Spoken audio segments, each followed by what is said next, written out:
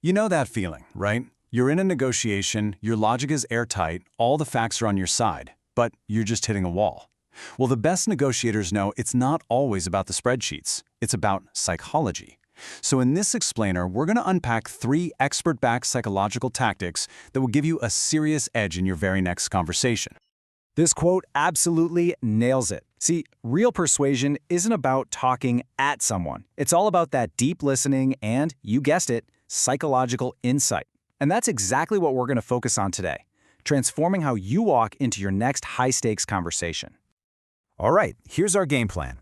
First, we're going to look at why persuasion is really a science, not some mystical art. Then, we'll dive right into Cialdini's principles of influence, get a framework for navigating, let's call them, difficult personalities, and finally, master the subtle art of reading the room. Let's get into it. Okay, first things first, let's reframe how we think about this. Persuasion isn't magic, and it's not about manipulation. It's a science. The tactics we're covering are proven, practical tools for your professional toolbox, designed to help you build bridges and, close deals a whole lot more effectively. So our first tool comes from an absolute giant in this field, Robert Cialdini.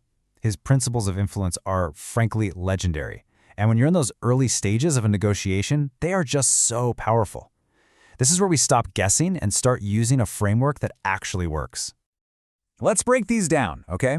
You establish authority by showing you're the expert. You leverage social proof with, great testimonials and success stories. You create a bit of urgency with scarcity. Think limited time offers. And finally, liking. This one's simple. People prefer to say yes to people they genuinely like and connect with.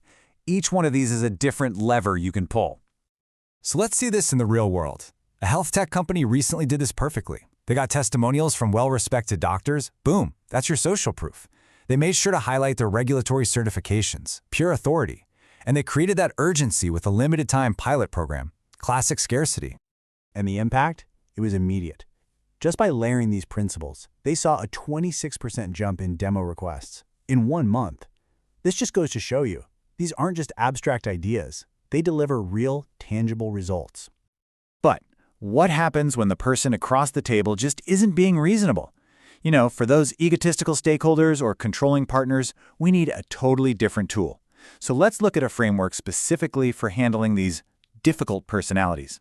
This is Rebecca Zung's SLAY framework. S is for strategy. Know your goals inside and out before you even start.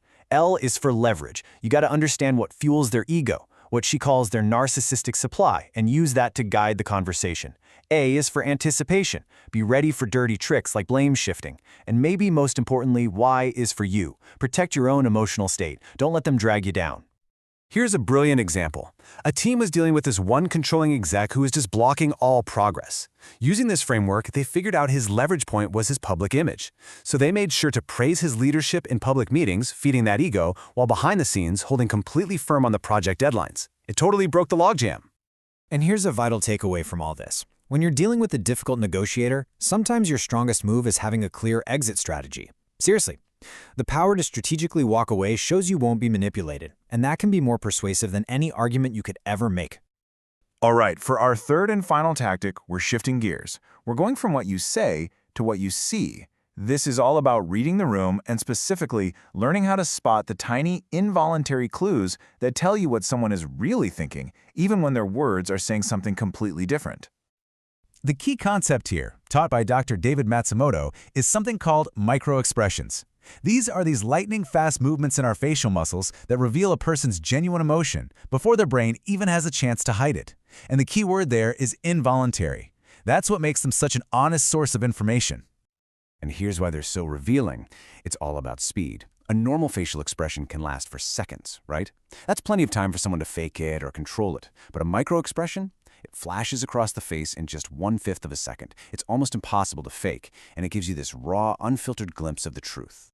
So, how can you actually use this? Well, a cloud consultancy trained its sales team to literally watch for these tiny flashes of hesitation or discomfort when they talked about pricing. The second they saw that flicker of concern, they knew. They knew to pause the pitch, ask a thoughtful question, and reframe the value of what they were offering. And the result? a staggering 34% improvement in closing their late-stage deals.